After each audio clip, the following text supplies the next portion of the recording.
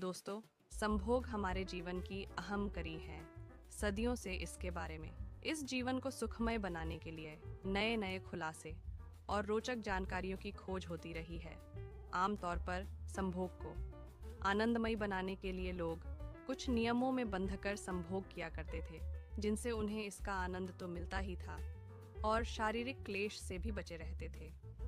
आज उन्हीं प्राचीन 10 नियमों के बारे में बातें करेंगे, जिसे आप अपनी जिंदगी में उतारकर अपने जीवन को आनंदित और सुखमय बना पाएंगे। इसीलिए दोस्तों, वीडियो में अंत तक जरूर बने रहें। तो चलिए वीडियो शुरू करते हैं। प्राचीन नियम कहते हैं, यदि आप संभोग नियम के अनुसार करते हैं तो वंश वृद्धि, प्रेम लाभ, शारीरिक सुख, मानसिक तनाव से छुटकारा, दीर्घायु, शारीरिक और मानसिक स्वास्थ्य सुख की प्राप्ति हासिल कर सकते हैं। यदि व्यक्ति नियमों में बंधकर संभोग करता है तो वह संस्कारी और मानसिक दुष्प्रभावों से बचा रहता है, जिससे वह संभोग का असली आनंद प्राप्त कर सकता है। गलत संभोग से वह अपना जीवन नष्ट कर लेता है। पुराने काल में लोग आज की तरह हर रात्रि को नहीं मिलते थे।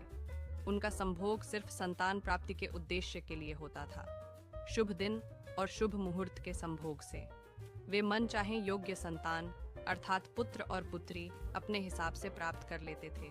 वर्तमान काल में युवा पीढ़ी उद्दंड और अनुशासनहीन है, जो कंडोम के बावजूद भी किसी भी समय संभोग करके गर्भ धारण करके संतान पैदा कर लेती है। पति और पत्नी के बीच संभोग रिश्तों और स्नेह को मजबूत बनाए रखने का एक आधार होता है, बशर्ते कि उसमें प्रेम हो, काम वासना नहीं। हालांकि वर्तमान में ऐसा नहीं होता। इसका कारण है संभोग के प्राचीन नियमों की समझ नहीं होना। आधुनिक युग में संस्कार तो समाप्त हो ही गए हैं, साथ ही व्यक्ति लालची अधिक हो गया है। तो चलिए जानते हैं कि संभोग के वे कौन से नियम हैं जिन्हें जानकर लाभ उठाया जा सकता है और जीवन के सुख और शारीरिक सुख को अधिक बढ़ाया जा सकता है। पहला नियम कामसूत्र के रचयिता आचार्य वात्स्यायन के अनुसार, स्त्रियों को कामशास्त्र का ज्ञान होना बेहद जरूरी है, क्योंकि इस ज्ञान का प्रयोग पुरुषों से अधिक स्त्रियों के लिए जरूरी है।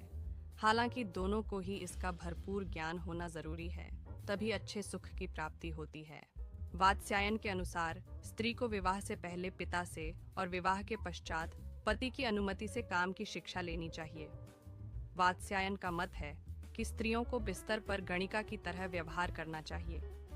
इससे दाम्पत्य जीवन में स्थिरता बनी रहती है और पति अन्य स्त्रियों की ओर आकर्षित नहीं हो पाता है तथा पत्नी के साथ उसके मधुर संबंध बने रहते हैं। इसीलिए स्त्रियों को यौन क्रिया का ज्ञान होना आवश्यक है, ताकि वह काम कला में निपुण हो सके और पति को अपने प्रेम जाल में बांध कर रख सके। आचार्य वात्स्यायन के अनुसार एक कन्या के लिए संभोग की शिक्षा देने वाले विश्वसनीय व्यक्ति हो सकते हैं। दाई, विश्वास पात्र सेविका की ऐसी फ्रेंड जो साथ में खेली हो, और विवाहित होने के पश्चात पुरुष जिससे वो से परिचित हो। विवाहिता की हमउम्र मौसी या बड़ी बहन, ननद या भाभी जो संभोग का आनंद प्राप्त कर चुकी हो। वह स्पष्ट बोलने और मधुर बोलने वाली होना जरूरी हो, ताकि वह इसका सही सही ज्ञान दे सके। रात्रि का पहला प्रहर संभोग क्रिया के लिए उचित समय है। इस प्रहर में की गई संभोग क्रिया के फलस्वरूप ऐसी संतान की प्राप्त होती है जो अपनी प्रवृत्ति एवं संभावनाओं में धार्मिक, सात्विक, अनुशासित, संस्कारवान, माता पिता से प्रेम रखने वाली, यशस्वी एवं आज्ञाकारी होती है। ऐसी संतान की लंबी आयु एवं भाग्य प्रबल होता है। प्रथम प्रहर के बाद राक्षस गण पृथ्वी लोक के भ्रमण पर निकलते हैं। उसी दौरान जो रति क्रिया की गई हो, उससे उत्पन्न होने वाली संतान में राक्षसों के ही समान गुण आने की प्रबल आशंका होती है। पहले प्रहर के बाद रति क्रिया इसलिए भी अशुभकारी है, क्योंकि ऐसा करने से शरीर को कई रोग घेर लेते हैं। व्यक्ति अनिद्रा, मानसिक विकार, थकान का शिकार हो सकता है एवं माना जाता है कि भाग्य भी उससे रूठ जाता है। यदि कोई संतान के रूप में पुत्रियों के बाद पुत्र चाहता है तो उसे नियमों को समझना चाहिए। इस नियम के अनुसार स्त्री को हमेशा अपने पति के बाईं ओर सोना चाहिए। कुछ देर बाईं करवट लेटने से दायां स्वर और दाहिनी करवट लेटने से बायां स्वर चालू हो जाता है। ऐसे में दाईं ओर लेटने से पुरुष का दायां स्वर चलने लगेगा और बाईं ओर लेटी हुई स्त्री का बायां स्वर चलने लगता है।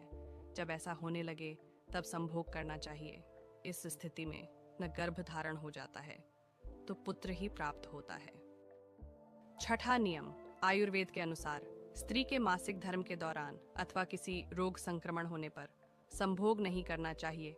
यदि आप खुद को संक्रमण या जीवाणुओं से बचाना चाहते हैं तो सहवास के पहले और बाद में कुछ स्वच्छता नियमों का पालन करना चाहिए।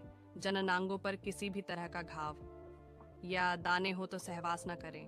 सहवास से पहले शौच आदि से निवृत्त हो लें। सहवास के बाद जननांगों को अच्छे से साफ करें या स्नान करें। प्राचीन काल में सहवास से पहले और बाद में स्नान किए जाने का नियम था। सातवां नियम, प्यार भरा विचार न होने पर, संभोग की इच्छा न होने पर, रोग या शोक होने पर भी संभोग नहीं करना चाहिए।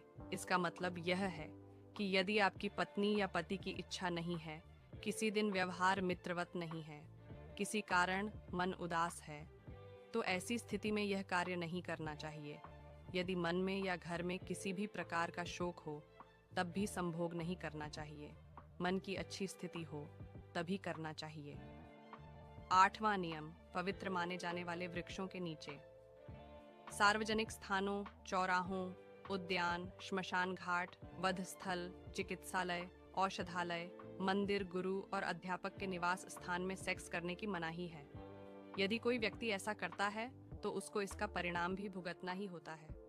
नौवां नियम, बदसूरत, चरित्रहीन, अशिष्ट व्यवहार करने वाली तथा पराई स्त्री या गैर पुरुष के साथ संभोग नहीं करना चाहिए। अर्थात व्यक्ति को अपनी पत्नी या स्त्री को अपने पति के साथ ही संभोग करना चाहिए। नियम विरुद्ध जो ऐसा कार्य करना है वह बाद में जीवन के किसी भी मोड़ पर पछताता है। 10वां नियम, गर्भकाल के दौरान पति पत्नी को सहवास नहीं करना चाहिए। गर्भकाल में जो संभोग करते हैं तो उसका होने वाला संतान अपंग और रोगी पैदा होने का खतरा बना रहता है।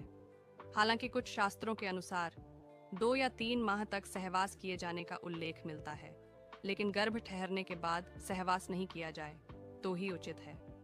मासिक धर्म शुरू होने के प्रथम 4 दिवसों में संभोग से पुरुष रुग्णता को प्राप्त होता है। 5वीं रात्रि में संभोग से कन, 10वीं रात्रि के संभोग से अतिश्रेष्ठ पुत्र, 11वीं रात्रि के संभोग से सुंदर पर संदिग्ध आचरण वाली कन्या, 12वीं रात्रि से श्रेष्ठ और गुणवान पुत्र, 13वीं रात्रि में चिंतावर्धक कन्या एवं 14वीं रात्रि के संभोग से सद्गुणी और बलवान पुत्र की प्राप्ति होती है। 15वीं रात्रि के संभोग से लक्ष्मी स्वरूपा पुत्री और 16वीं रात्रि के संभोग से गर्भाधान होने पर सर्वज्ञ पुत्र संतान की प्राप्ति होती है। इसके बाद की अक्सर गर्भ नहीं ठहरता।